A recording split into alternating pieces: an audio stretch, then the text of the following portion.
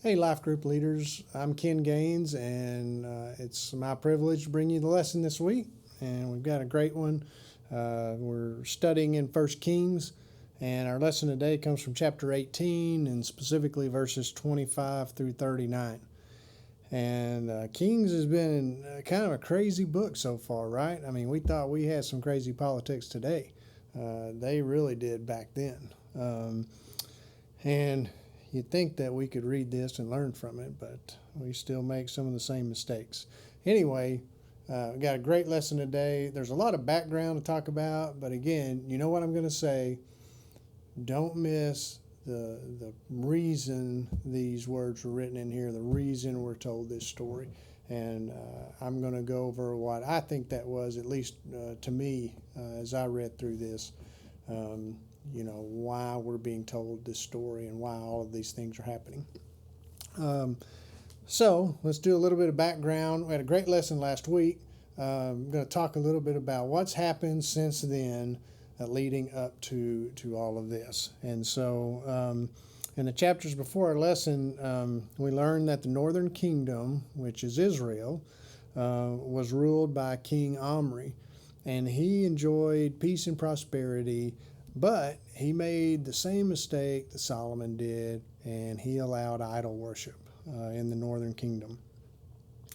So when Omri dies, his son Ahab becomes king, and he marries a girl named Jezebel. And Jezebel is a Sidonian, and if you'll remember, Solomon also married women from Sidonia, and it did not turn out well. But Ahab does the same thing. Jezebel, as was the custom in Sidonia, she worshipped Baal, and so she had the goal of making Baalism the official religion, if you will, of Israel. And King Ahab, because he loved her, built many altars to Baal and basically, allowed her to do whatever she wanted in this area, even to the point of killing God's prophets. But she didn't kill all of them. We'll talk about that in a minute. At the beginning of chapter 17, we'll see Elijah, who's one of God's prophets, who is still alive. God tells Elijah to tell Ahab that there's no rain. There's not going to be any rain until he says so. So obviously Jezebel is going to want Elijah dead. And so God tells him to go and hide by a brook east of the Jordan. And so Elijah goes and does this, and then the brook dries up because it's not raining. When it dries up, God tells him to go to Zarephath, which ironically is in Sidonian territory. And so Elijah goes here, and while he's here, there's two miracles that happen. One is that the food that the lady that he stays with is miraculously replenished, and they get to eat and eat and eat, even though she was on the brink of starvation and didn't have anything when he got there. Secondly, this widow's son is raised from the dead. And so there's a lot of things to talk about right there. You probably don't have time, though, so it's up to you to mention that or not in your class. But moving on, so when we get to chapter 18, it's been almost 3 years with no rain. So there's severe drought in the land. The crops have all dried up, so there's a lot of starvation. And God tells Elijah, hey, it's time to go see King Ahab. The people are all suffering now. They're ripe to hear what I have to say. The famine was very severe. Ahab is wondering what to do. So he calls Obadiah, who is his overseer or administrator, and he says, hey, we need to go look for food and water. So he sends Obadiah out. Obadiah still fears God and worships God. And so that's important to understand. We're told even that he hid up to 100 prophets in a cave so that they would not be slaughtered by Jezebel. So while Obadiah is out looking for food and water, he runs into Elijah. What a coincidence, right? So many coincidences in the Bible. But anyway, he runs into Elijah, and Elijah says, hey, I want you to go tell King Ahab I want to talk to him. Well, Obadiah is very reluctant to do this because he says, no. He says, what's going to happen is I'm going to go tell King Ahab, I saw Elijah, he's coming to talk to you, and then you're not going to show up, and he's going to kill me. And so Elijah gives him his word and says, as surely as the Lord lives, I'll show up. So Obadiah goes and tells Ahab. So when Elijah meets Ahab, Ahab greets him and says, oh, is it really you who has troubled all of Israel? And so Elijah just immediately throws it back to him and says, no, you are the one who's troubled Israel, and I'm about to show you, why that's so. And so he says, you've done this because you followed the Baals, and so there was the main Baal, and then there was Asherah and some other gods in there, because again, they worship many gods, and so, but they all kind of fell under Baal's purview. And so he said, this is why Israel's having so many problems. This is why it hasn't rained for 3 years. You should have figured that out by now. So he tells him, gather all the people and all the pagan prophets for Baal, and there are 450 of them, and meet me at Mount Carmel. So when I read about this, I think of Elijah as Clint Eastwood in one of those spaghetti westerns, meeting out in the square, and they're about to, have a showdown. And so that's what happens. And so they all come. All the people come to Mount Carmel. All of the prophets come. And Elijah first addresses the people. And he asks them, how long will they sit on the fence? Pretending to worship the God of their fathers and Baal. And that's a great lesson for us today, and that's something you might spend a little bit of time on, even though we're still outside of the verses that we're supposed to be in our lesson. How many times do we try to sit on the fence and be part of the world and part of the church, if you will? He tells them, you've got to pick one or the other. And the Bible says their response was crickets. So there was no response. And so they were probably burdened, ashamed, but they still weren't there where they were going to fully turn. And that's an important point that we'll get to in a minute. So now Elijah announces to the people, says, 2 bulls are going to be picked. And I'm going to take one. The prophets of Baal are going to take the other one. We're going to both prepare them for sacrifice to our God. And the one who consumes the sacrifice with fire is going to be the true God. So there's 3 interesting facts that I put down about how this plays out. First, Elijah is addressing the people, not Ahab directly. And so that's an indictment that they are the ones that are not wholeheartedly worshiping God, not just Ahab who's in charge. So they have, some skin in this game. They can't just say, well, look, Ahab is allowing Jezebel to do all this, so we don't have any choice. That may be true on some level, but they certainly went along with it and did not, again, do what they should have done in their hearts and then turn that into action. So that was one thing. The second thing is, it's interesting how Elijah is speaking to them as if he has all the authority. He isn't asking if they can run this test. He's telling them this is what we're going to do. And no one, including the king, Ahab, says anything about it. They just go along with it.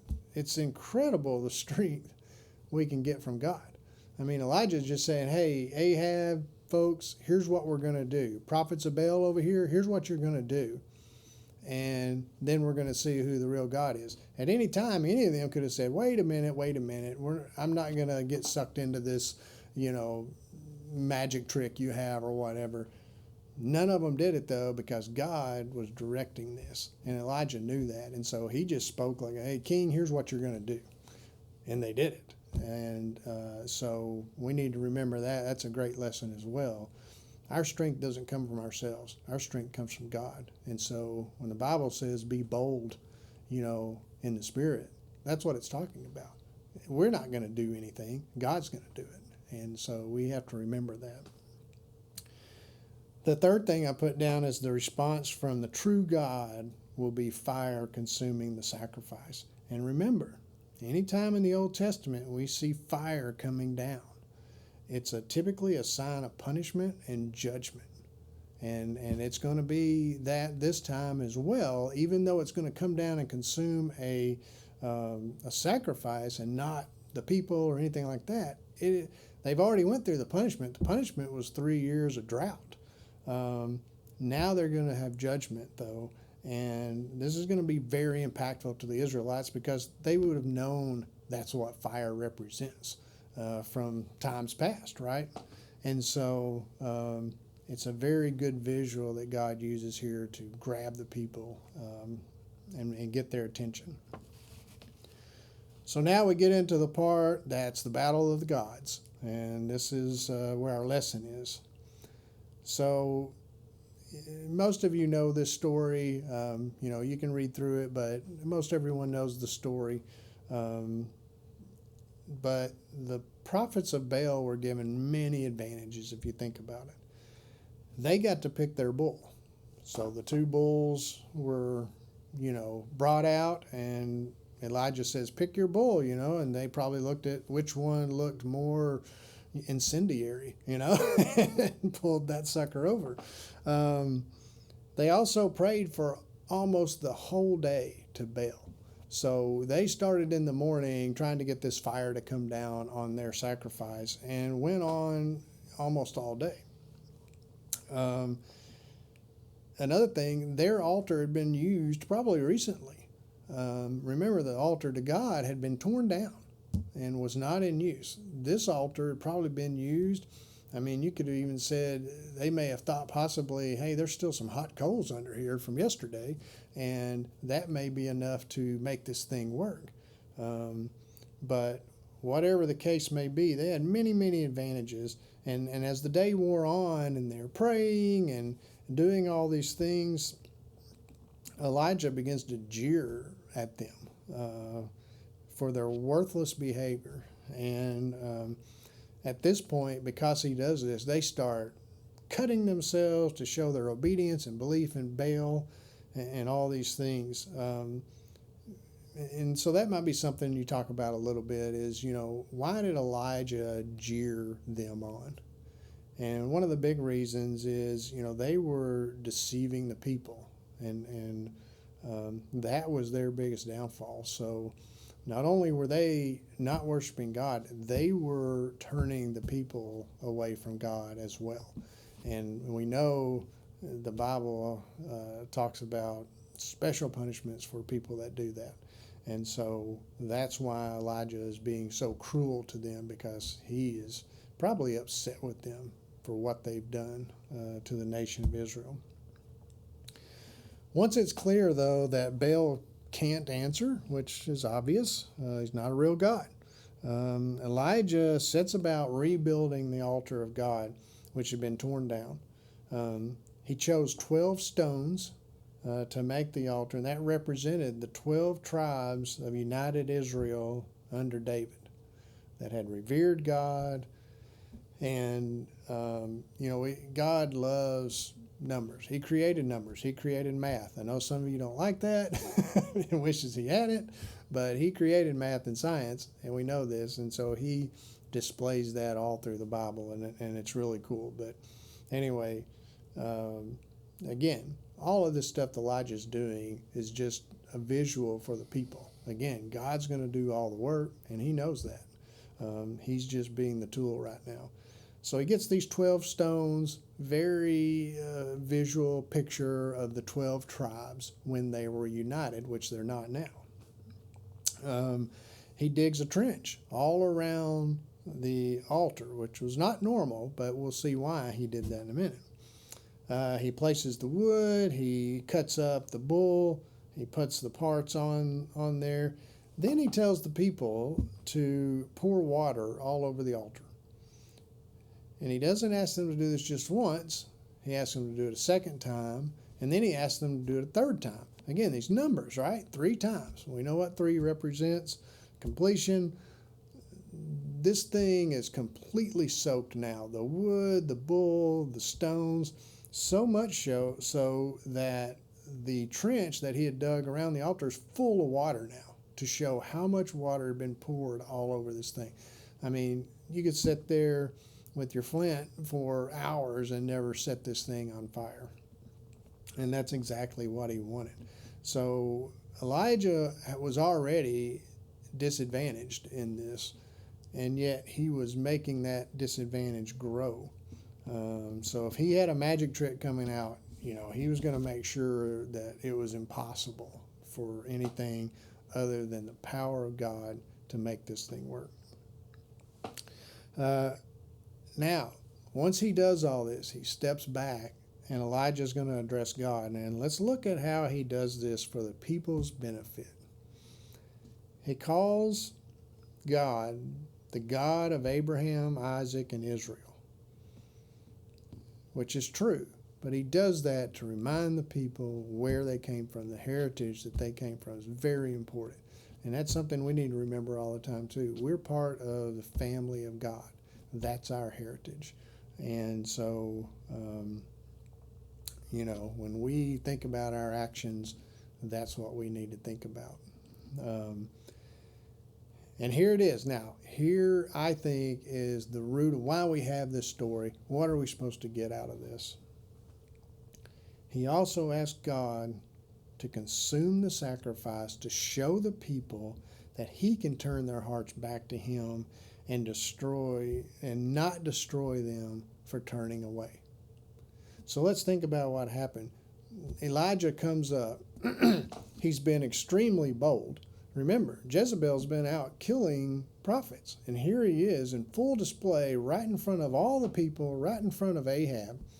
And it doesn't say where Jezebel is right now. I don't know if she's there or not.